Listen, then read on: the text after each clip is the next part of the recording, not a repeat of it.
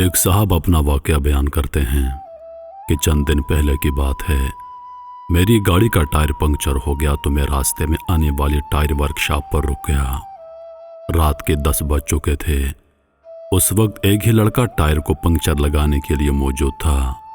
مجھ سے پہلے ایک ہی بندہ وہاں موجود تھا جس کی کار کا پنکچر لگایا جا رہا تھا۔ میں اس دوران گاڑی سے اتر کر باہر کرسیوں پر بیٹھ گیا۔ پنکچر کی دکان کا بوڑھا مالک وہاں سے پہلے بیٹھا حقہ پی رہا تھا۔ حقہ دیکھتے ہی میری طبیعت بے چین ہو گئی اور میں نے بے تکلفی سے کہا، واہ انکل، مزہ آ گیا۔ میں نے اس کے حقے کو دیکھتے ہوئے کہا، کیا میں بھی سوٹا لگا لوں؟ وہ ہنس کر بولا، ست بسم اللہ۔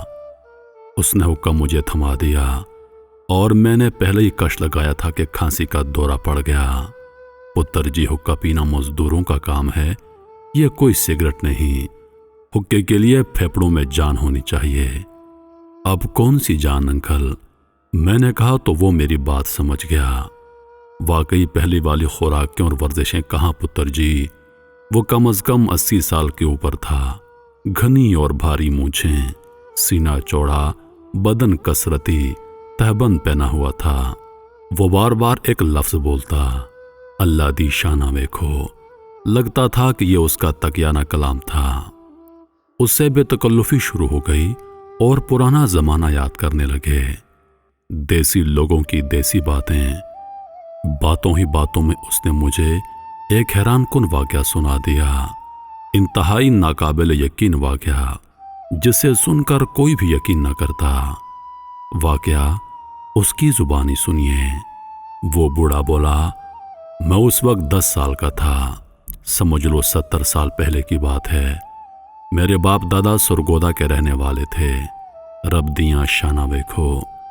میرے دادی کی عمر اس وقت 100 سال تھی جب اس نے مجھے یہ واقعہ سنایا تھا۔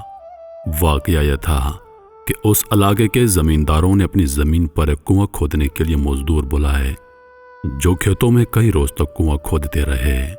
کنواں کافی گہرا ہو گیا اور پانی نکلنے کے قریب تھا کہ اچانک ایک روز کنویں کی ایک جانب سے مٹی کھسک کر کنویں میں گر گئی اور ایک مزدور اس میں دب گیا۔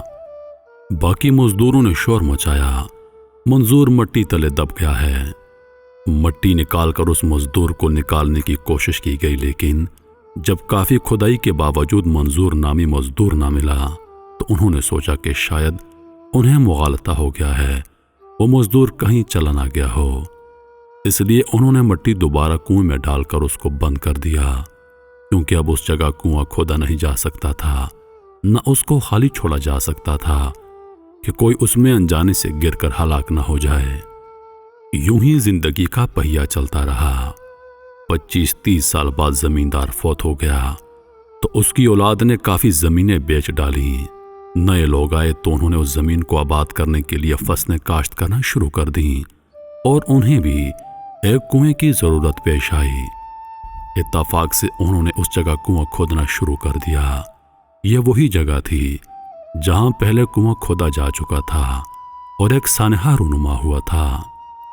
مزدور جب کافی گہرائی تک کنواں کھود چکے تو اچانک انہیں دھوتی کا کپڑا ملا تو وہ حیران ہو گئے، اس گہرائی میں یہ دھوتی کیسی؟ دوسرے مزدور بھی پریشان تھے۔ مالکان کو بلایا گیا کہ کھدائی کے دوران کنویں میں سے دھوتی ملی ہے۔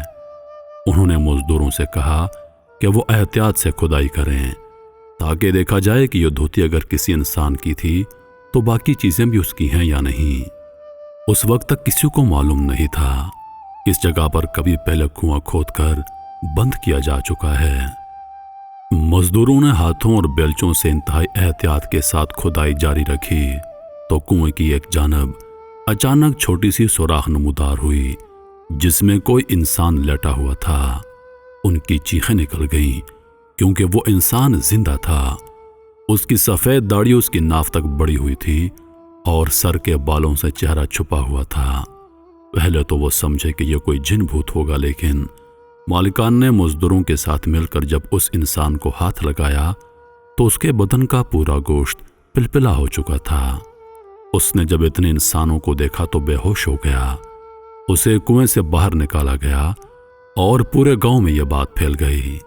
किसी समझदार आदमी ने उनको मशवरा दिया कि इसको रुई में लपेट दें, क्योंकि इस इंसान से हवा और मौसम बर्दाश्त नहीं होगा, क्योंकि यह ना जाने कब से वहां पड़ा हुआ था।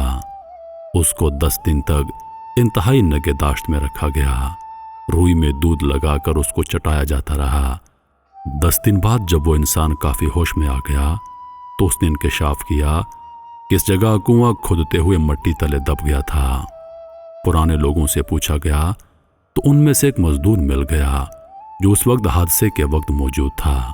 उसने तस्दीक की कि ऐसा वाक़या हुआ था और मंजूर हुसैन नामी एक मजदूर लापता हो गया था। लेकिन यह कैसे हो सकता है कि 35 साल तक मिट्टी तले दबा हुआ इंसान जिंदा रह सकता है? जिंदा रहने के लिए हवा, पानी और खुराक की जरूरत होती है। यह बड़ा हकीकत पसंदाना सवाल था। उस आदमी ने सुना तो कहा, मैं ही मंजूर हुसैन हूं।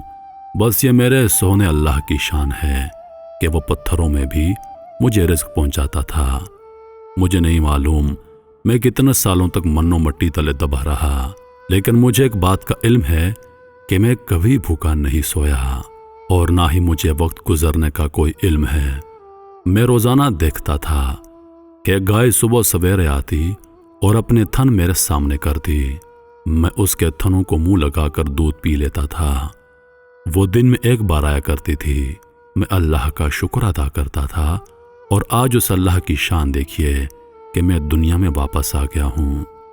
इस वाक़े के बाद मंजूर हुसैन 10 साल मज़ीद जिंदा रहा और उसके बाद फौत हो गया। बुजुर्ग ने बताया कि इस वाक़े को गुजरे हुए 150-200 साल हो चुके हैं, लेकिन यह वाक़या मुझे अल्लाह की शान की याद दिलाता है। सच कहा है किसी ने कि जिसको अल्लाह रखे उसको कौन चखे। जिंदगी और मौत अल्लाह के हाथ में है। अल्लाह पाक जब जिसे चाहे मौत दे और जिसे चाहे जिंदा रखे। उम्मीद करता हूं कि वीडियो आप दोस्तों को पसंद आई होगी। वीडियो पसंद आ जाए तो लाइक और शेयर ज़रूर कर दीजिएगा और आने वाली नई वीडियोस के लिए हमारे चैनल को सब्सक्राइब कर दें और साथ में मौजूद घंटी के बटन को ज़रूर दबा दें ताकि हमारी हर नई आने वाली वीडियो सबसे पहले आप तक पहुंचे। मुझे दीजिए इजाज़त। सांसों ने वफा की तो अगली बार एक और वीडियो लेकर आपकी खिदमत में हाजिर होऊंगा। तब तक के लिए खुदा हाफिज। अल्लाह पाक आप सबका हाफिज़ों निगहबान। हंसते रहिए और हमेशा मुस्कुराते रहिए।